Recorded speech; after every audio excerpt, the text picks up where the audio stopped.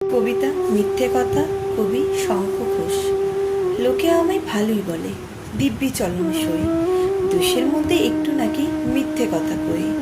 ঘাটশিলাতে যাবার পথে ট্রেন ছুটেছে যখন, মায়ের কাছে বাবার কাছে করছি বকম বকম। হঠাৎ দেখি মাঠের মধ্যে চলন্ত সব গাছে এক এক রকম ভঙ্গি ফোটে, এক এক রকম নাচে। ওমা, দেখো নৃত্যনাট্য! যেই বলেছি আমি, মা বকে দেয়, বড্ড তোমার বেড়েছে ফাজলামি। চিড়িয়াখানা নাম জানো তো?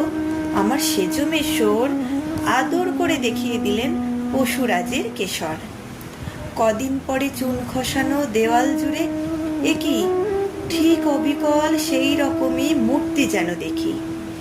ক্লাসের মধ্যে যেই বলেছি সুরঞ্জনার কাছে, জানিস আমার ঘরের মধ্যে সিংহ বাঁধা আছে।